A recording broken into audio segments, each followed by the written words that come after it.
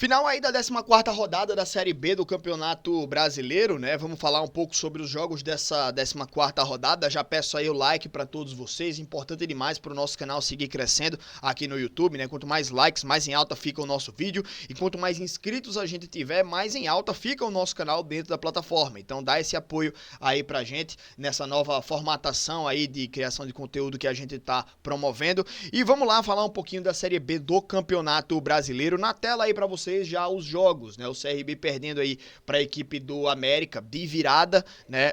Esse jogo aí da equipe do CRB, já falei um pouco sobre esse jogo na live de sexta passada, né? E no corte também, né, que tá postado já no nosso canal, mas para resumir, um jogo em que o time do CRB abre o placar, mesmo o América tendo um início melhor no jogo. Depois do gol, o América dá uma cambaleada, o CRB aproveita um pouco ali, poderia até ter aumentado o placar para tentar garantir esse resultado, mas que o América voltou ao jogo, né, conseguiu o empate, conseguiu virar o jogo, e o América se recupera aí também, ganha fora de casa, né? Nessa rodada tiveram alguns visitantes vencendo. Só porque alguns dias atrás eu trouxe o estudo de que os mandantes tinham uma média de pontuação maior do que o dobro do que os visitantes, né? Eram mais de 11 pontos por jogo de média. Não, como era?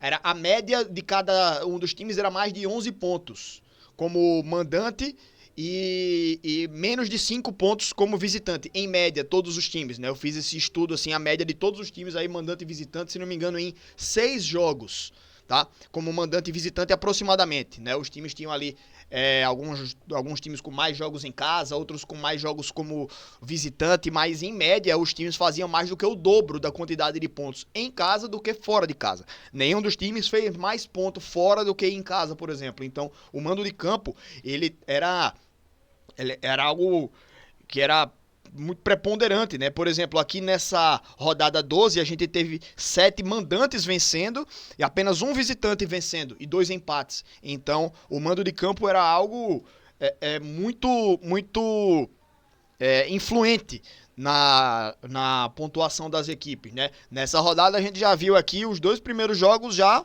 vitória do visitante, América Mineiro, o Avaí ganhando da equipe do Criciúma. Tudo bem, isso aqui é um clássico, né? Clássico é clássico e vice-versa. Então, o Avaí vencendo o clássico do Criciúma, o Vila Nova vencendo um clássico do Atlético Goianiense, o Coritiba vencendo o clássico do Atlético Paranaense. Só faltava o Repá aqui para ser a rodada dos clássicos, né? Mas, enfim. Então, tivemos esses resultados aí também, né? O Remo vencendo fora de casa a equipe do Atlético, Volta Redonda venceu a equipe do Operário 1-0, Goiás vencendo a equipe da Chapecoense fora de casa 2-1, Goiás aí então se recupera lá na liderança, né? Tava com a liderança ameaçada, volta a vencer então a equipe do Goiás. Novo Horizontino empata com a equipe do Amazonas, o Paysandu vence a Ferroviária, terceira vitória consecutiva do Paysandu, hein? Terceira vitória consecutiva do Paysandu. Vamos voltar lá na tabela pra gente mostrar um pouco como é que fica a situação do Paysandu. E o Cuiabá perdendo da equipe do Botafogo de Ribeirão Preto. Olhando a tabela de lá de cima pra lá pra baixo, a gente vê aqui o time do Coritiba que vem numa sequência muito boa, né? Pontuando muito bem. Toma aí a segunda colocação da equipe do Novo Horizontino e fica a 2 pontos aí da equipe do Goiás, que, como eu falei, tava com a liderança ameaçada, poderia ter perdido a liderança. Se o time do Goiás empata o jogo dele, ele teria ficado com 27 pontos e não teria melhorado o seu saldo. Então, o saldo do Goiás teria sido 6. Se empatasse o jogo, o Coritiba teria passado. Por quê? Não teria conquistado a vitória, né? Então, com o empate, o Coritiba teria assumido a liderança. Com o empate do Goiás nessa rodada. Então, a vitória do Goiás foi essencial para o time manter a liderança.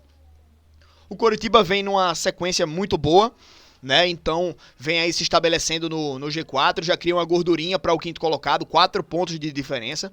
O Novo Horizontino caiu uma posição, mas ainda estão bem aí na tabela, né? Com 26 pontos, 3 à frente do quinto colocado.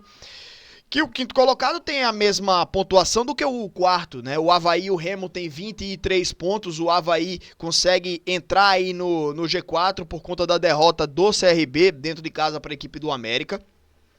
O Remo também consegue ultrapassar o próprio CRB e algumas outras equipes aí e chega na quinta colocação. O Remo, que era um time que estava brigando pelas primeiras colocações do campeonato, né, mas deu uma queda muito grande, tava uma fase muito ruim da equipe do Remo e ainda perdendo um clássico para piorar a situação, né, do emocional ali da torcida. Mas agora se recupera aí a equipe do Remo e tá vivíssimo na briga pelo acesso. O CRB, apesar de ter perdido e ter saído aí do G4, assim como o Cuiabá se afastou ali do G4, né?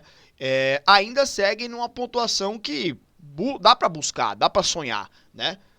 Claro que eu, como torcedor do CSA, não torço pelo CRB, obviamente, aqui, né? Então, mas, enfim, ainda segue aí nessa posição que ainda pode vislumbrar alcançar aí o G4. Mas a equipe do CRB ter perdido esse jogo para o América dentro de casa, agora joga contra o Atlético Goianiense fora de casa, e aí tem que buscar resultado fora, né? Então, assim como o Cuiabá também perde para o Botafogo de Ribeirão Preto, time que tava brigando contra o rebaixamento, né? E aí perder esse jogo aqui foi feio, né?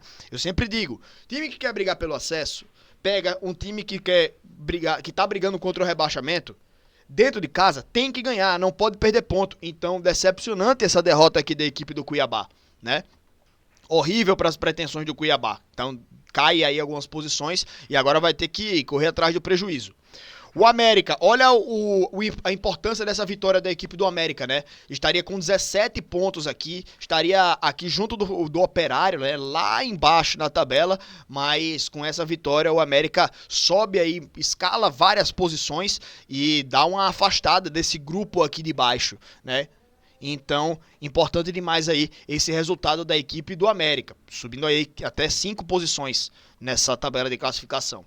Atlético Paranaense e Chapecoense caíram em algumas posições, né, cada um deles, mas ainda seguem aí no meio de tabela. O Vila Nova, que venceu, ultrapassa o próprio Atlético Goianiense, né? Então sobe diversas posições aí a equipe do Vila Nova, fica aí com 19 pontos, estaria com 16 aqui embaixo, né? Para ilustrar um pouco da fase ruim que vinha a equipe do Vila Nova, mas que clássico é clássico, né? Como eu tinha falado, o Vila Nova vinha com 5 derrotas consecutivas, até mais, eu acho. A gente fez esse estudo da equipe do Vila Nova, vinha com diversas derrotas consecutivas do time, mas um clássico muda tudo, né? Então, a vitória do Vila Nova pode até trazer um ânimo de volta aí para a equipe, né?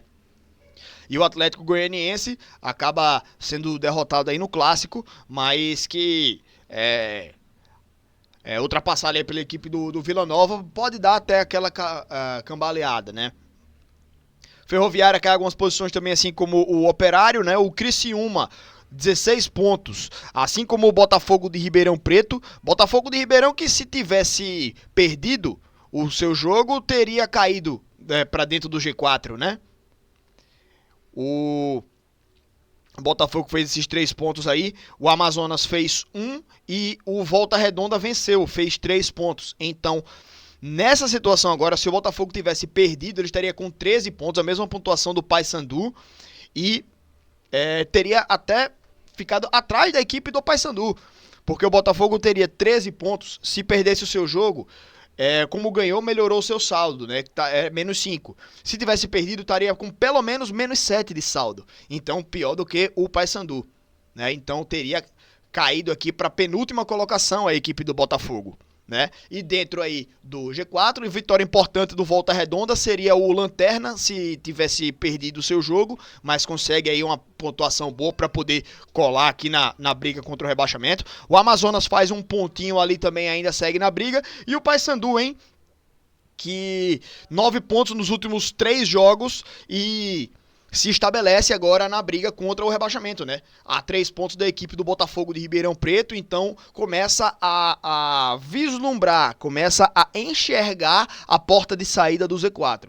Falta correr atrás muito ainda, né? Então, mas a gente já vê que o time deu esse respiro, talvez até aquela primeira vitória tenha dado um ânimo maior, e aí já pega um clássico, que como eu falei, o clássico ele muda tudo, né? Influencia demais, então o Paysandu até pode estar mais forte ainda nessa briga, então talvez até uma empolgação aí do time para sair escalando aí a tabela, né, e sair dessa situação incômoda, a equipe do Paysandu. E em último, a equipe do Atlético, o time que mais perde no campeonato, não empatou nenhuma vez, então até em critério de desempate, por exemplo, o Atlético teria vantagem se tivesse empatado em pontos, mas não adianta ter o critério de desempate a seu favor se você não tem a pontuação necessária para a briga, né? Então é isso que acontece com a equipe do Atlético, que está ali na última colocação, o time, e é isso. Enfim, gente, tendência de evolução da equipe do Paysandu, né, nessa briga contra o rebaixamento.